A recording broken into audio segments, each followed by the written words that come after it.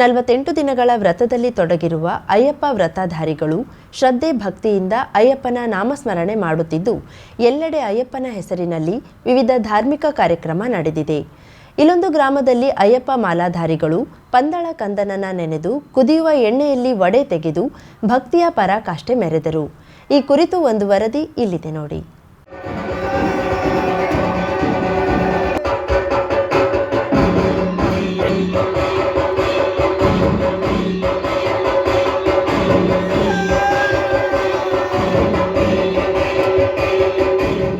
ಸ್ವಾಮಿಯೇ ಶರಣಮಯ್ಯಪ್ಪನೆಂದು ಎಲ್ಲೆಡೆ ಅಯ್ಯಪ್ಪನ ಗುಣಗಾನ ನಡೆಯುತ್ತಿದೆ. ಜ್ಯೋತಿ ದರ್ಶನಕ್ಕೆ ಇನ್ನೇನು ಕೆಲ ದಿನಗಳಿರುವಾಗಲೇ ಅಯ್ಯಪ್ಪ ವ್ರತಧಾರಿಗಳು ಅಯ್ಯಪ್ಪನ ನಾಮಸ್ಮರಣೆಯಲ್ಲಿ ಮುಳುಗಿದ್ದಾರೆ. ಇರುಮುಡಿ ತುಂಬಿ ಶಬರಿಮಲೆ ಯಾತ್ರೆಗೆ ಹೊರಡೋ ತಯಾರಿಯಲ್ಲಿದ್ದ ವ್ರತಧಾರಿಗಳು ಕಠಿಣ ವ್ರತವನ್ನ ಮುಂದುವರೆಸಿದ್ದಾರೆ. ಉತ್ತರ ಕನ್ನಡ ಜಿಲ್ಲೆಯ ಕಾರವಾರದ ಕಿನ್ನರ್ ಗ್ರಾಮದಲ್ಲಿ ಅಯ್ಯಪ್ಪ ವ್ರತಧಾರಿಗಳು ಭಕ್ತಿಯ ಪರಾಕಾಷ್ಠೆ ಮೆರೆದರು. ಭಕ್ತರ ಮುಂದೆ ಕುದಿಯುವ ಎಣ್ಣೆಯಲ್ಲಿ ವಡೆಯನ್ನ ತೆಗೆದು ರೋಮಾಂಚನಗೊಳಿಸಿದ್ರು. ಕಿನ್ನರದ ಆವರವಾಡದಲ್ಲಿ ಅಯ್ಯಪ್ಪ ಸೇವಾ ಸಂಘದಿಂದ ಮಾಲಾಧಾರಿಗಳಿಗಾಗಿ ಈ ಕಾರ್ಯಕ್ರಮ ಇಟ್ಟುಕೊಂಡಿದ್ರು. ಗುರುಸ್ವಾಮಿಗಳಾದ ಸಂದೀಪ್ ಸನ್ನಿಧಿಯಲ್ಲಿ ಪೂಜೆ ಸಲ್ಲಿಸಿದ ಬಳಿಕ ಮುಂಭಾಗದಲ್ಲಿದ್ದ ಒಲೆಯ ಮೇಲಿಟ್ಟ ಬಂಡಿಗೆ ಎಣ್ಣೆಯನ್ನ ಸುರಿದರು. ನಂತರ ಬೆಂಕಿ ಮಾಡಿದ್ರು. ಬಳಿಕ ಹಿಟ್ಟಿನಿಂದ ವಡೆ ತಯಾರಿಸಿ ಕುದಿಯುವ ಎಣ್ಣೆಗೆ ಸುರಿದರು. ಈ ವೇಳೆ ವ್ರತಧಾರಿಗಳ ಭಕ್ತಿಯ ಪರಾಕಾಷ್ಠೆ ಮುಗಿಲು ಮುಟ್ಟಿತ್ತು. ಹಿರಿಯ ಸ್ವಾಮಿಗಳೊಂದಿಗೆ ಕನ್ಯಾಸ್ವಾಮಿಗಳು ಬಿಸಿ ಬಿಸಿ ಎಣ್ಣೆಯಲ್ಲಿ ಕೈ ಹಾಕಿ ವಡೆ ತೆಗೆಯುವ ದೃಶ್ಯ ನೆರೆದ ಭಕ್ತರ ಎದೆ ಜಲ್ಲೆನಿಸಿತು.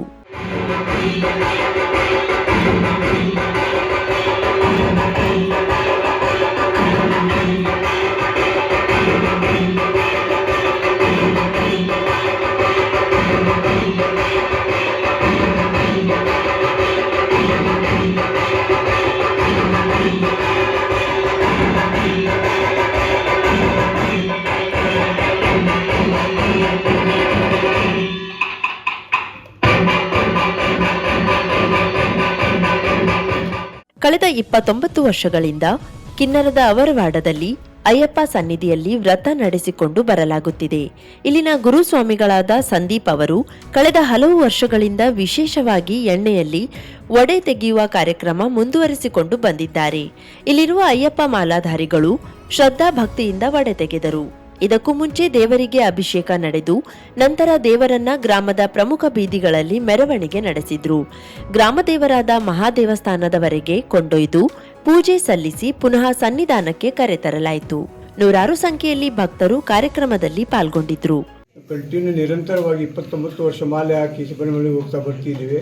ನಿಷ್ಠೆ ನಿಯಮದಿಂದ ನಾವು ವ್ರತವನ್ನು ಮಾಡ್ತೀವಿ. ಇವತ್ತು ನಾವು ಎಣ್ಣೆ ಸೇವೆ ಕಾರ್ಯಕ್ರಮ ಇವತ್ತು ಫಸ್ಟ್ ಟೈಮ್ ಮಾಡ್ತಾ ಇದ್ದೀವಿ ಸನ್ನಿಧಿಯಲ್ಲಿ. ನಮ್ಮ ಗುರುಗಳು ಮಾಡ್ತಿದ್ರು. ಗುರುಗಳು ಈಗ ಸ್ಪ್ರೆಡ್ ಆಗಿ ಅವರು ಈಗ 12 ದಿವಸ ಆಗಿದೆ ಗುರುಗಳ ಆಶೀರ್ವಾದದಿಂದ ನಾನು ಮಾಡ್ತಾ ಇದ್ದೀವಿ. ಈಗ ಫಸ್ಟ್ ಟೈಮ್ ನಾನು ಎಣ್ಣೆ ಸೇವೆ ಮಾಡ್ತಿರೋದು.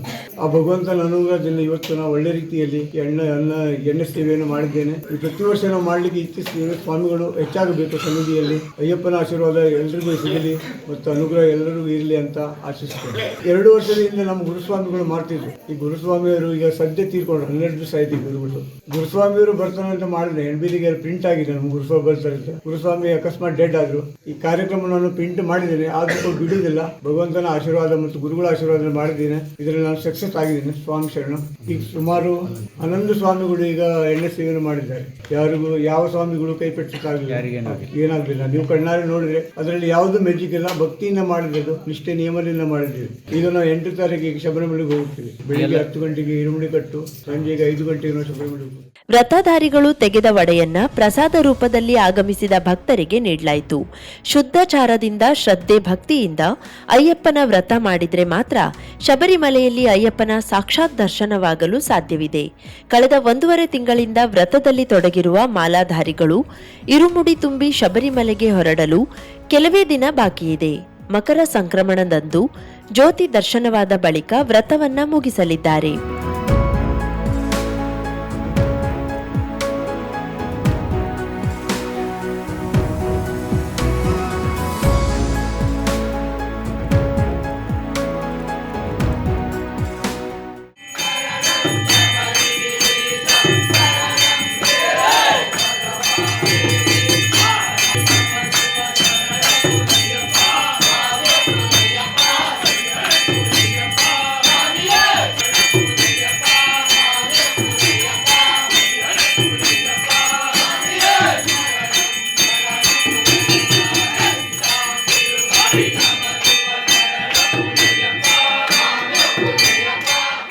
ಬಸ್ ಟಿಕೆಟ್ ದರ ಏರಿಕೆ ಖಂಡಿಸಿ ಬಿಜೆಪಿ ವತಿಯಿಂದ ಪಟ್ಟಣದ ಜೈಹಿಂದ್ ಸರ್ಕಲ್ ಬಳಿ ಪ್ರತಿಭಟನೆಯನ್ನ ಹಮ್ಮಿಕೊಳ್ಳಲಾಯಿತು.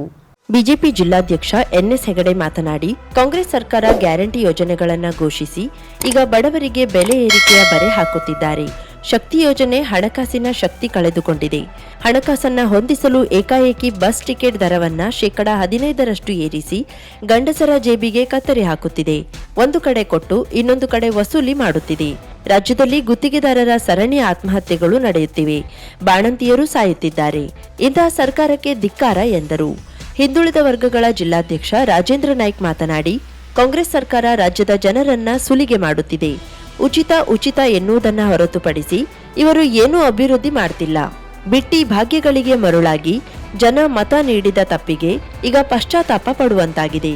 ಗ್ಯಾರಂಟಿ ಯೋಜನೆಗಳಿಂದ ದಿವಾಳಿಯಾದ ಕಾಂಗ್ರೆಸ್ ಸರ್ಕಾರ ಹಣ ಹೊಂದಿಸಲು ಎಲ್ಲದರ ದರ ಏರಿಕೆ ಮಾಡುತ್ತಿದೆ. ಬಾಣಂತಿಯರ ಸಾವುಗಳು ಸರ್ಕಾರದ ಯೋಗ್ಯತೆಯನ್ನ ಹರಾಜು ಮಾಡಿದೆ. ವಾಲ್ಮೀಕಿ ನಿಗಮದ ಹಗರಣ, ಮೂಡಾ ಹಗರಣದ ಜೊತೆಗೆ ದಿನಕ್ಕೊಂದು ಗುತ್ತಿಗೆದಾರ, ಇಂಜಿನಿಯರ್ ಆತ್ಮಹತ್ಯೆ ಪ್ರಕರಣಗಳು ರಾಜ್ಯದಲ್ಲಿ ತಾಂಡವವಾಡುತ್ತಿವೆ. ಇಂತಹ ಸರ್ಕಾರ ಇರಕೂಡದು. ಮುಂದಿನ ದಿನದಲ್ಲಿ ಜನ ತಕ್ಕ ಪಾಠ ಕಲಿಸುತ್ತಾರೆ ಎಂದರು. ಪ್ರಾರಂಭದಲ್ಲಿ ಅಧಿಕಾರಕ್ಕೆ ಬಂದ ನಂತರ ಗ್ಯಾರಂಟಿಗಳ ಹಣವನ್ನು ಸರಿದೂಗಿಸಲಿಕ್ಕೆ ಹಾಲಿನ ದರವನ್ನು ಏರಿಕೆ ಮಾಡಿದ್ರು. 39 ರೂಪಾಯಿ ಇದ್ದಂತ ಹಾಲಿನ ದರವನ್ನು 44 ರೂಪಾಯಿಗೆ ಏರಿಕೆ ಮಾಡಿದ್ರು. ಬಡ ರೈತರು ತೆಗೆದುಕೊಳ್ಳುವಂತಹ ಪ್ರಾಣಿ ಪತ್ರಿಕೆಗೆ 10 ರೂಪಾಯಿ ಇದ್ದದನ್ನ 25 ರೂಪಾಯಿಗೆ, ಮುದ್ರಾಂಕ ಶುಲ್ಕ ಬಾಂಡ್ ಪೇಪರ್ ಇದು 100 ರೂಪಾಯಿ ಇದ್ದದನ್ನ 500 ರೂಪಾಯಿ ಏರಿಕೆ ಮಾಡಿದ್ರು. ಕೇವಲ ಆ ಹಣವನ್ನು ಸರಿದೂಗಿಸಲಿಕ್ಕೆ ಗ್ಯಾರಂಟಿಗಳನ್ನ ಕೊಡಬೇಕು ಅಂತ ಹೇಳಿ ತಮ್ಮ ಭ್ರಷ್ಟಾಚಾರ ಮಾಡ್ತಾ ತಮ್ಮ ಕಿಸೆಯನ್ನು ಭರ್ತಿ ಮಾಡಿಕೊಳ್ಳಿಕ್ಕೆ ಬಡ ಜನರ ಮೇಲೆ ಗಾಯದ ಮೇಲೆ ಬರೆಯುವಂತ ಕೆಲಸವನ್ನ ಮಾಡಿದ್ರು. ಇವತ್ತು ಏಕಾಏಕಿ ನಾರಿ ಶಕ್ತಿ ಹೇಳುವಂತ ಒಂದು ಗ್ಯಾರಂಟಿಯನ್ನ ಅನುಷ್ಠಾನಗೊಳಿಸಿ ಆ ಬಸ್ಸಿನ ಸೌಲಭ್ಯವನ್ನು ಸರಿಯಾಗಿ ಕೊಡದೇನೆ. ಸಂಜಯ್ ನಾಯ್ಕ್, ಜಿಲ್ಲಾ ಉಪಾಧ್ಯಕ್ಷೆ ಆರತಿ ಗೌಡ ಮಾತನಾಡಿದ್ರು.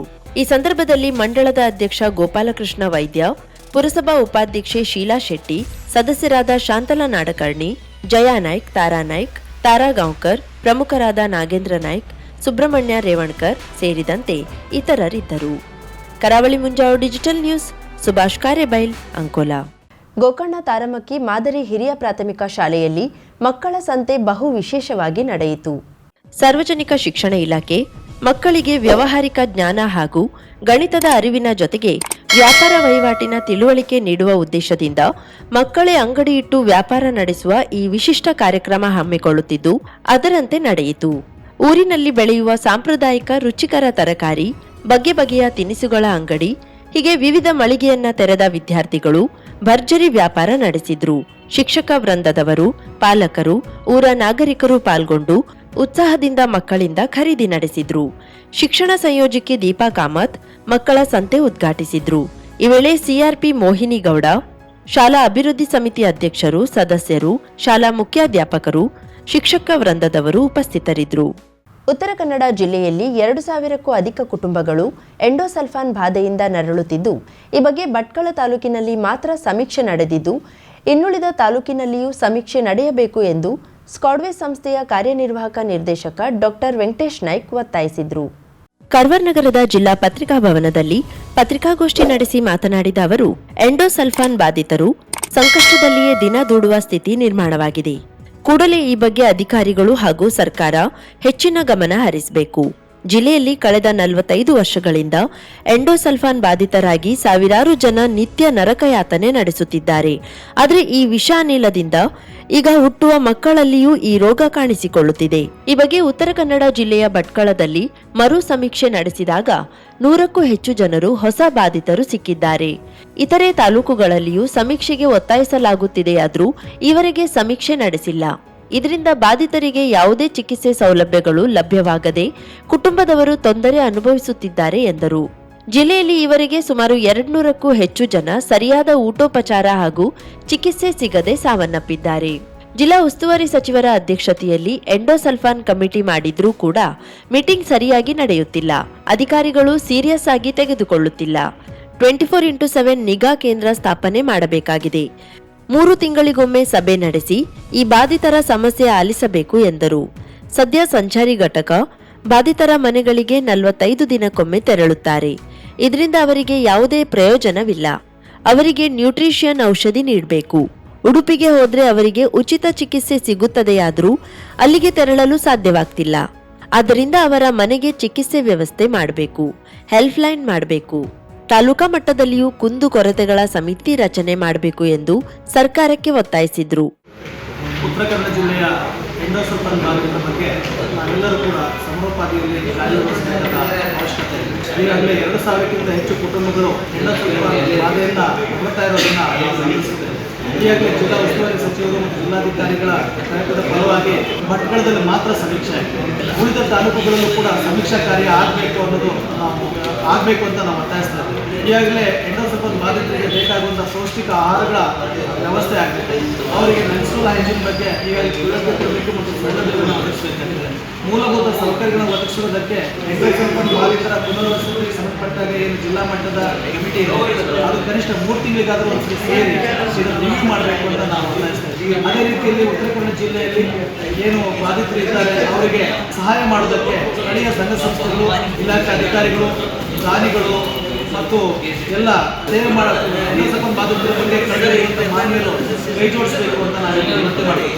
ಅದೇ ಅಲ್ಲ, ಇದಕ್ಕೆ ಸಂಬಂಧಪಟ್ಟಾಗೆ ಪ್ರಮುಖ ಆಗಿರುವಂಥ ಎಂಡೋಸಲ್ಫಾನ್ ಬಗ್ಗೆ ಇರುವಂಥ ನೋಡಲ್ ಅಧಿಕಾರಿಗಳಿದ್ದಾರೆ. ಈ ಎಲ್ಲ ಕಾರ್ಯಕ್ರಮಗಳನ್ನು ರೂಪಿಸಿ ಸರ್ಕಾರದ ಮುಂದಿಡುವಂಥ ಪ್ರಯತ್ನ ಮಾಡಬೇಕು ಮತ್ತು ಎಲ್ಲ ಅಧಿಕಾರಿಗಳ ಜನಪ್ರತಿನಿಧಿಗಳ ಗಮನಕ್ಕೆ ತರುವಂಥ ಕೆಲಸ ಮಾಡಬೇಕಾಗಿದೆ. ಅದಕ್ಕೆ ಸ್ಥಳೀಯ ಸಂಸ್ಥೆಗಳಲ್ಲಿರುವಂಥ ವಿಶೇಷ ಚೇತನ ಬಗ್ಗೆ ಇರುವಂಥ ಏನು ಸೌಲಭ್ಯಗಳಿದ್ದಾವೆ ಅದು ಎಂಡೋಸಲ್ಫಾನ್ ಬಾಧಿತರಿಗೂ ಕೂಡ ತಲುಪುವಂತೆ ಮಾಡಬೇಕು ಅಂತ ನಾವು ಆಗ್ರಹಿಸ್ತೇವೆ. ಪತ್ರಿಕಾಗೋಷ್ಠಿಯಲ್ಲಿ ಕಾರ್ಯಕ್ರಮಾಧಿಕಾರಿ ನಾರಾಯಣ್ ಹೆಗಡೆ, ಪ್ರಜ್ಞಾ ಕುಮಾರ್ ಹೆಗಡೆ ಇದ್ದರು. ನಾಟಿ ವೈದ್ಯರ ಬಳಿ ಚಿಕಿತ್ಸೆಗೆ ಕರೆದೊಯ್ದು ವೃದ್ಧೆಯೋರ್ವಳನ್ನ ದಾರಿ ಮಧ್ಯದಲ್ಲಿಯೇ ಸುತ್ತಿಗೆಯಿಂದ ಹಲ್ಲೆ ಮಾಡಿ ಆಕೆಯ ಬಂಗಾರ ದೋಚಿ ಸಾವಿಗೂ ಕಾರಣವಾಗಿದ್ದ ಚಾಲಾಕಿ ಮಹಿಳೆಯನ್ನ ಹೆಡೆಮೆರು ಕಟ್ಟುವಲ್ಲಿ ಜೊಯ್ಡಾ ರಾಮನಗರ ಪೊಲೀಸರು ಯಶಸ್ವಿಯಾಗಿದ್ದಾರೆಂದು ಜಿಲ್ಲಾ ಪೊಲೀಸ್ ವರಿಷ್ಠಾಧಿಕಾರಿ ಎಂ ನಾರಾಯಣ್ ತಿಳಿಸಿದರು. ಕಾರವಾರ ನಗರದ ತಮ್ಮ ಕಚೇರಿಯಲ್ಲಿ ಪತ್ರಿಕಾಗೋಷ್ಠಿ ನಡೆಸಿ ಮಾಹಿತಿ ನೀಡಿದ ಅವರು, ಜೊಯ್ಡಾ ತಾಲೂಕಿನ ರಾಮನಗರದ ಕ್ಯಾಸಲ್ ರಾಕ್ ಕಣಗಿನ ರಸ್ತೆ ಬಳಿ ಕಳೆದ ನವೆಂಬರ್ 18ರಂದು ಅರೆ ಪ್ರಜ್ಞಾವಸ್ಥೆಯಲ್ಲಿ ಪತ್ತೆಯಾಗಿದ್ದ ರಾಮನಗರದ ಶಾಹಿದ್ ಜಾನ್ ಉಸ್ಮಾನ್ ಶೇಖರ ವಿಳಾಸ ಆರಂಭದಲ್ಲಿ ಪತ್ತೆಯಾಗಿರಲಿಲ್ಲ. ಆದರೂ ಪೊಲೀಸರು ವಿಳಾಸದ ಜೊತೆಗೆ ಆರೋಪಿ ಮಹಿಳೆಯನ್ನ ಪತ್ತೆ ಮಾಡುವಲ್ಲಿ ಯಶಸ್ವಿಯಾಗಿದ್ದಾರೆ ಎಂದು ಜಿಲ್ಲಾ ಪೊಲೀಸ್ ವರಿಷ್ಠಾಧಿಕಾರಿ ಎಂ ನಾರಾಯಣ್ ಮಾಹಿತಿ ನೀಡಿದರು. ಅರೆ ಪ್ರಜ್ಞಾವಸ್ಥೆಯಲ್ಲಿ ಬಿದ್ದಿದ್ದ ಈ ಮಹಿಳೆಯನ್ನ ಪೊಲೀಸರು ರಾಮನಗರ ಸರ್ಕಾರಿ ಆಸ್ಪತ್ರೆಗೆ ದಾಖಲಿಸಿದ್ದರಾದ್ರೂ ಮೃತಪಟ್ಟಿದ್ಲು. ಆದರೆ ಸಾಯುವ ಮುನ್ನ ಮಹಿಳೆ ಪೊಲೀಸರ ಬಳಿ ರಾಮನಗರದವಳು ಎಂದು ಬಾಯಿ ಬಿಟ್ಟಿದ್ಲು. ಇದನ್ನೇ ಆಧಾರವಾಗಿಟ್ಟುಕೊಂಡು ಮಹಿಳೆಯ ಫೋಟೋದೊಂದಿಗೆ ಪೊಲೀಸರ ಹುಡುಕಾಟ ನಡೆಸಿ ಪ್ರಕಟಣೆ ಕೂಡ ನೀಡಿದ್ರು. ಅದರಂತೆ ಹಲವು ದಿನಗಳ ಬಳಿಕ ಅವರ ಮಗಳು ತಮ್ಮ ತಾಯಿ ಎಂದು ಪತ್ತೆ ಹಚ್ಚಿ ಕೊಲೆ ಬಗ್ಗೆ ದೂರು ದಾಖಲಿಸಿದ್ರು. ಕೊಲೆಯಾದ ಹಿಂದಿನ ದಿನ ಮಹಿಳೆಯನ್ನ ಖಾನಾಪುರದಲ್ಲಿ ಮಹಿಳೆಯೋರ್ವಳ ಜೊತೆ ನೋಡಿರುವ ಬಗ್ಗೆ ಸಾರ್ವಜನಿಕರೊಬ್ಬರು ಪೊಲೀಸ್ ಠಾಣೆಗೆ ಮಾಹಿತಿ ನೀಡಿದ್ರು. ಅದರಂತೆ ಪೊಲೀಸರು ಖಾನಾಪುರದಲ್ಲಿ ಸಿಸಿ ಕ್ಯಾಮೆರಾ ಜಾಲಾಡಿ ಮೃತ ಮಹಿಳೆ ಜೊತೆ ಇದ್ದ ಮತ್ತೋರ್ವ ಮಹಿಳೆ ಪತ್ತೆ ಮಾಡಿದ್ರು. ಕೊನೆಗೆ ಅವಳ ವಿಳಾಸ ಪತ್ತೆ ಮಾಡಿ ಆಕೆ ರಾಮನಗರದ ಕೆಪಿಸಿ ಕಾಲೋನಿಯ ಪ್ರತಿಮಾ ಮರಾಠೆ ಎಂದು ಗುರುತಿಸಲಾಗಿತ್ತು. ಆ ಮಹಿಳೆಯ ಮೊಬೈಲ್ ಪಡೆದು ಹುಡುಕಾಟ ನಡೆಸಿದಾಗ ಮಣಿಪುರಂ ಫೈನಾನ್ಸ್ ಹಾಗೂ ಬ್ಯಾಂಕಿನಿಂದ ಮೆಸೇಜ್ ಬಂದಿರುವುದು ಪತ್ತೆಯಾಗಿತ್ತು. ಈ ಬಗ್ಗೆ ಬ್ಯಾಂಕ್ ಹಾಗೂ ಫೈನಾನ್ಸ್ನಲ್ಲಿ ವಿಚಾರಣೆ ನಡೆಸಿದಾಗ ಬಂಗಾರವನ್ನ ಅಡವಿಟ್ಟು ಸುಮಾರು 1.70 ಲಕ್ಷ ಪಡೆದಿರುವ ಬಗ್ಗೆ ಮಾಹಿತಿ ನೀಡಿದ್ರು. ಮಹಿಳೆ ಅಡವಿಟ್ಟ ಬಂಗಾರದ ಫೋಟೋ ಮೃತ ಮಹಿಳೆ ಸಂಬಂಧಿಕರಿಗೆ ಕಳುಹಿಸಿದಾಗ ಅದು ತಮ್ಮ ತಾಯಿಯ ಬಂಗಾರ ಎಂದು ಖಚಿತಪಡಿಸಿದ್ರು. ಕೊನೆಗೆ ಮಹಿಳೆ ಆಸ್ಪತ್ರೆಯಲ್ಲಿ ಚೇತರಿಸಿಕೊಂಡ ಬಳಿಕ ವಿಚಾರಣೆ ನಡೆಸಿದಾಗ ಸತ್ಯ ಬಾಯ್ಬಿಟ್ಟಿದ್ದಾಳೆ. ಶಾಹಿಜಹಾನ್ ಪರಿಚಯಸ್ಥಳಾಗಿದ್ದಳು. ಮನೆಯಲ್ಲಿ ಒಬ್ಬಳೇ ಇರುವುದನ್ನು ಗಮನಿಸಿದ್ದ ಆರೋಪಿಯು ಹಲವು ಬಾರಿ ಮೃತ ಮಹಿಳೆಯಿಂದ ಹಣಕಾಸಿನ ಸಹಾಯ ಕೂಡ ಪಡೆದಿದ್ಲು. ನವೆಂಬರ್ 16ರಂದು ಖಾನಾಪುರಕ್ಕೆ ಕಾಯಿಲೆಯೊಂದಕ್ಕೆ ಔಷಧಿ ಕೊಡಿಸುವುದಾಗಿ ಹೇಳಿ ಕೊಂಡೊಯ್ದು ಅಲ್ಲಿ ಕೊಲೆ ಮಾಡಲು ಸಾಧ್ಯವಾಗದೆ ಕೊನೆಗೆ ರಾಮನಗರದ ಕ್ಯಾಸಲ್ ರಾಕ್ ಕಣಗಿನ್ ರಸ್ತೆ ಬಳಿ ನಿರ್ಜನ ಪ್ರದೇಶಕ್ಕೆ ಬಂದು ಮೊದಲೇ ತಂದಿದ್ದ ಸುತ್ತಿಗೆಯಿಂದ ಹೊಡೆದಿದ್ಲು. ಈ ವೇಳೆ ಮಹಿಳೆ ಸತ್ತಿರಬಹುದೆಂದು ಅವಳ ಮೈ ಮೇಲೆ ಇದ್ದ ಒಡವೆಯನ್ನ ತೆಗೆದುಕೊಂಡು ಸ್ಥಳಕ್ಕೆ ಮಗನಿಗೆ ಕರೆ ಮಾಡಿ ಪರಾರಿಯಾಗಿದ್ಲು. ಈ ಪ್ರಕರಣವನ್ನ ಜೊಯ್ಡಾ ಸಿಪಿಐ ಚಂದ್ರಶೇಖರ್ ಹರಿಹರ ನೇತೃತ್ವದ ತಂಡ ಪತ್ತೆ ಮಾಡುವಲ್ಲಿ ಯಶಸ್ವಿಯಾಗಿದೆ ಎಂದು ಎಸ್ಪಿ ನಾರಾಯಣ್ ತಿಳಿಸಿದ್ದಾರೆ. ರಾಮನಗರದಾದಂಥ ಒಬ್ಬ ಮಹಿಳೆ ಈ ಅಜ್ಜಿ ಜೊತೆ ಇರೋದು ನಮಗೆ CCTV ಫುಟೇಜ್ ನಮಗೆ ಸಿಗುತ್ತೆ. ಅದ್ರ ಸಂಬಂಧಪಟ್ಟಂಗೆ ಸಂಶಯದ ಮಹಿಳೆ ಯಾರು ನಮ್ಗೆ ಫುಟೇಜ್ ಬಿಟ್ರೆ ಫೋನ್ ನಂಬರ್ ಆಗಲಿ ಅಥವಾ ಇನ್ನೊಂದು ಯಾವುದೇ ಮಾಹಿತಿ ನಮಗೆ ಇರೋದಿಲ್ಲ. ತಿರ್ಗಾ ಅಲ್ಲಿರೋಂಥ CCTV ಫೋಟೋಸ್ ಕೊಡಕ್ಕೆ ತಿರ್ಗಾ ನಮ್ಮ ಸಿಬ್ಬಂದಿ ಇಡೀ ರಾಮನಗರದಲ್ಲಿ ತಿರ್ಗಾ ಈ ಫೋಟೋ ತಗೊಂಡು ಈ ಚೆಹರೆ ಯಾರ್ದು ಅಂತ ಹೇಳಿ ನೀವು ಮಾಡಿದಾಗ ಅವರು ಐಡೆಂಟಿಫೈ ಆಗಿರ್ತಾರೆ. ಈ ಸಂಶಯದ ಮಹಿಳೆ ಹೆಸರು ಶ್ರೀಮತಿ ಪ್ರತಿಮಾ ಪ್ರಕಾಶ್ ಮರಾಠೆ. ಇವರು 52 years. ಅಯ್ಯಮ್ಮನ ಕರ್ಕೊಂಡ್ ಬಂದಾಗ ಏನ್ ಕೆಲಸ ಮಾಡ್ತಾರೆ ಅಂತ ಹೇಳಿದ್ರೆ, ಇವರು KPC ಕಾಲೋನಿ ಅಂತಿದೆ ಅಲ್ಲಿ, ಅದರಲ್ಲಿ ಒಂದು ಕೂಲಿ ಕೆಲಸ ಮಾಡ್ತಾ ಇರ್ತಾರೆ. ಇವಳು ಮತ್ತೆ ಈ ಅಜ್ಜಿ ಇಬ್ರು ಸಹ ಅವಾಗ ಪರಿಚಯಸ್ಥರು ಓಡಾಡ್ತಾ ಇರ್ತಾರೆ. ಒಂದು ಎರಡನೇದು, ಅಜ್ಜಿ ಮಕ್ಕಳೆಲ್ಲ ಬೇರೆ ಕಡೆ ಇದ್ದಾರೆ. ಅಜ್ಜಿ ಹತ್ರ ದುಡ್ಡಿದೆ, ಮತ್ತೆ ಯಾವಾಗ್ಲೂ ಮೈ ಮೇಲೆ ಬಂಗಾರ ಹಾಕೊಂಡು ಒಳ್ಳೆ ಚೆನ್ನಾಗಿ ರೆಡಿಯಾಗಿ ಶಿಸ್ತುಬದ್ಧಾಗಿರುವಂತಹ ಒಂದು ಮಹಿಳೆ. ಅದಕ್ಕೆ ಈ ಮಹಿಳೆಯನ್ನ ಯಾಕೆ ಖಾನಾಪುರಕ್ಕೆ ಕರ್ಕೊಂಡು ಹೋಗ್ತು ಅಂತ ಹೇಳಿದ್ಮೇಲೆ ಫಸ್ಟ್ ನಾವು ಪ್ರತಿಮಾನ ಕರ್ಕೊಂಡು ಎನ್ಕ್ವೈರಿ ಮಾಡೋ ಸಂದರ್ಭದಲ್ಲಿ ಒಂದು ವೆರಿ ಇಂಪಾರ್ಟೆಂಟ್ ವಿಷಯ ಏನು ಗೊತ್ತಾಗುತ್ತೆ ಅಂತ ಹೇಳಿದ್ರೆ, ಆವತ್ತು ಕೊಲೆ ಆಗಿದ್ದ ದಿನ ಅವರ ಮಗ, ಯಾರು ಕೊಲೆ ಮಾಡಿದಂತ ಮಗ, ರಾಮನಗರದ್ದು ಆ ಹೆಣೆ ಬಿದ್ದಿರುವಂತಹ ಏನು ಸ್ಥಳ ಇದೆ ಅಲ್ಲಿಗೆ ಬಂದು ಈ ಅಮ್ಮನ್ನ ಅವನು ಮತ್ತು ಇನ್ನೊಬ್ರು ಬೈಕಲ್ಲಿ ಕರ್ಕೊಂಡು ಹೋಗಿದ್ರು. ನಮಗೆ ಆ CDR ಮಾಹಿತಿ ನಮ್ಗೆ ಸಿಕ್ಕಿದ ಮೇಲೆ ಆ ಹುಡುಗನ್ನ ಕೇಳ್ಕೊಂಡ್ವಿ. ಅಂದ್ರೆ ಕೊಲೆಯಾಗಿದ್ದ ದಿನ ಆ 40 ಮೀಟರ್ ಅಂತರದಲ್ಲಿ ಈ ಮಹಿಳೆ ಅಲ್ಲಿ ಇದ್ಲು, ನೀನ್ ಯಾಕೆ ಅಲ್ಲಿ ಇದ್ದೆ ಅಂತ ನಾವು ನಮ್ಮ ತನಿಖಾಧಿಕಾರಿಗಳು ಅವನ್ನ ಕನ್ಸಲ್ಟೇಷನ್ ಮಾಡಿದ ಮೇಲೆ ನಿಜ ನಮ್ಗೆ ಬಂತು. ಏನಂತಪ್ಪ ಅಂತ ಹೇಳಿದ್ರೆ, ಇವಳಿಗೆ ತುಂಬಾ ಸಾಲ, ಊರೆಲ್ಲ ಸಾಲ ಮಾಡ್ಕೊಂಡಿದ್ವಿ. ಅಜ್ಜಿ ಹತ್ರ ಬಂದ್ಬಿಟ್ಟು ಸಾಲ ಇದೆ, ಸ್ವಲ್ಪ ಹೆಲ್ಪ್ ಮಾಡಿ ಅಂತ ಇದನ್ನೆಲ್ಲ ಹೇಳಿದಾಗ ಸ್ವಲ್ಪ ದುಡ್ಡು ತಗೊಳ್ಳೋದು ಕೊಡುವಂತ ವ್ಯವಹಾರ ಎಲ್ಲ ಮುಂಚೆ ಮಾಡಿರ್ತಾಳೆ. ಬಟ್ ಅವತ್ತು ತುಂಬಾ ಪಕ್ಕ ಪ್ಲಾನ್ ಮಾಡಿ, ಕೊಲೆ ಆರೋಪಿ ಮಗ ಯಾರಿದ್ರೆ ಅವನು ಕೂಲಿ ಕೆಲಸ ಮಾಡೋಂಥ ಮೇಸ್ತ್ರಿ, ಅವನ ಹತ್ರ ಲೇಬರ್ ಡಿಪಾರ್ಟ್ಮೆಂಟ್ ಈ ಕುಶಲಕರ್ಮಿಗಳಿಗೆ ಕೊಡುವಂಥ ಕಿಟ್ಟಲ್ಲಿ ಒಂದು ಸುತ್ತಿಗೆ ಬೇರೆ ಬೇರೆ ಎಲ್ಲ ವ್ಯವಹಾರ ಕೊಟ್ಟಿರ್ತಾರೆ. ಇವಳು ಸುತ್ತಿಗೆನ ತಗೊಂಡು ಅವತ್ತು ಅವಳ ಹತ್ರನೇ ಬ್ಯಾಗಲ್ಲಿ ಇಟ್ಕೊಂಡಿರ್ತಾರೆ. ಕುಮಟಾ ಶಿರ್ಸಿ ರಾಷ್ಟ್ರೀಯ ಹೆದ್ದಾರಿ ನಿರ್ಮಾಣ ಕಾಮಗಾರಿಯನ್ನ ಸಂಸದ ವಿಶ್ವೇಶ್ವರ ಹೆಗಡೆ ಕಾಗೇರಿ ಅಧಿಕಾರಿಗಳ ಜೊತೆ ತೆರಳಿ ವೀಕ್ಷಿಸಿ ನಿಗದಿತ ಸಮಯದೊಳಗಡೆ ಪೂರ್ಣಗೊಳಿಸುವಂತೆ ಸೂಚಿಸಿದರು.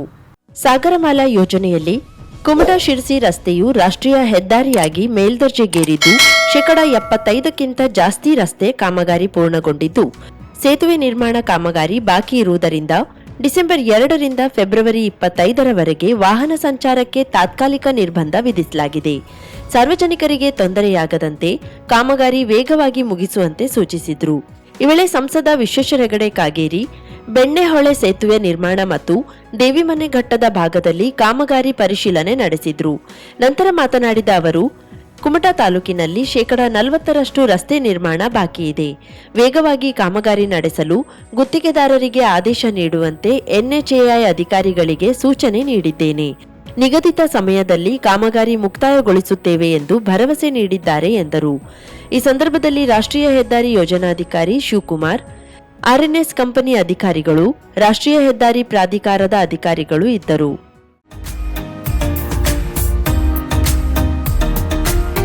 ಮಿಲನ್ ಎಂಟರ್ಪ್ರೈಸಸ್ ಬೃಹತ್ ಎಲೆಕ್ಟ್ರಾನಿಕ್ ಹಾಗೂ ಫರ್ನಿಚರ್ ಮಳಿಗೆ.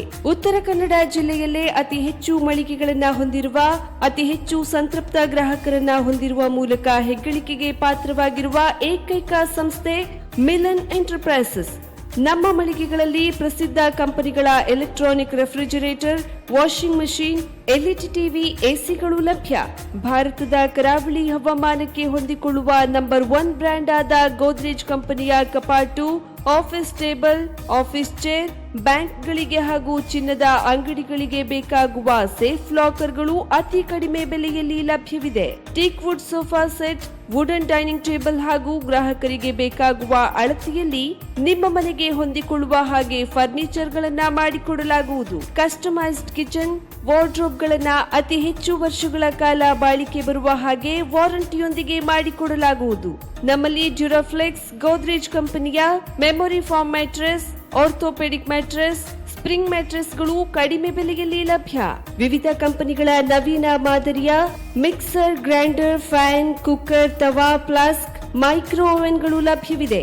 0% ಬಡ್ಡಿಯೊಂದಿಗೆ ಸ್ಥಳದಲ್ಲಿಯೇ ಬಜಾಜ್ ಫೈನಾನ್ಸ್ ನಿಂದ ಸಾಲ ಸೌಲಭ್ಯವಿದೆ. ಮಿಲನ್ ಎಂಟರ್ಪ್ರೈಸಸ್ ನಲ್ಲಿ ಖರೀದಿ ಮಾಡುವ ಗ್ರಾಹಕರಿಗೆ ಡಿಸ್ಕೌಂಟ್ ಮತ್ತು ಗಿಫ್ಟ್ ಜೊತೆಗೆ ಪ್ರತಿ 2,000 ರೂಪಾಯಿಗಳ ಖರೀದಿಗೆ ಒಂದು ಬಂಪರ್ ಲಕ್ಕಿ ಡ್ರಾ ಕೂಪನ್ ನೀಡಲಾಗುವುದು. ಈ ಲಕ್ಕಿ ಡ್ರಾನಲ್ಲಿ 7 ಲಕ್ಷದವರೆಗೆ ಬಹುಮಾನ ಗೆಲ್ಲುವ ಅವಕಾಶ ನಿಮ್ಮದಾಗಿರುತ್ತದೆ. ಲಕ್ಕಿ ಡ್ರಾದಲ್ಲಿ 1 ಕಾರ್, 2 ಬೈಕ್ ಮತ್ತು ರೆಫ್ರಿಜಿರೇಟರ್, ವಾಷಿಂಗ್ ಮಷೀನ್ ಸೇರಿದಂತೆ 30 ಲಕ್ಕಿ ಗ್ರಾಹಕರಿಗೆ ಬಹುಮಾನ ಗೆಲ್ಲುವ ಅವಕಾಶ. ಗ್ರಾಹಕರ ಸಂತೃಪ್ತಿಗೆ ನಮ್ಮ ಮೊದಲ ಆದ್ಯತೆ ಎನ್ನುವುದು ಮಿಲನ್ ಎಂಟರ್ಪ್ರೈಸಸ್ನ ವಾಕ್ಯ. ಉತ್ತರ ಕನ್ನಡ ಜಿಲ್ಲೆಯ ನಮ್ಮ ಶೋರೂಮ್ಗಳಾದ old Mahalakshmi super market, Mulla stop ಹತ್ತಿರ, ಕಾಜುಬಾಗ್ ಕಾರವಾರ, ಅಗ್ರಿಕಲ್ಚರ್ ಆಫೀಸ್ ಎದುರುಗಡೆ, ಮಾಸ್ತಿಕಟ್ಟೆ ರೋಡ್ ಹೊನ್ನಾವರ, ಸೀಮಾ ಕಾಂಪ್ಲೆಕ್ಸ್ ಹತ್ತಿರ, Moni Basti main road Bhatkal, Indian bank ಎದುರು, CP Bazar road Sirsi, JS building, JN road Dandeli, KS building, Motikeri road Haliyal. ಇಲ್ಲಿಗೆ ತಪ್ಪದೇ ಭೇಟಿ ನೀಡಿ ಸಂತೃಪ್ತರಾಗಿ.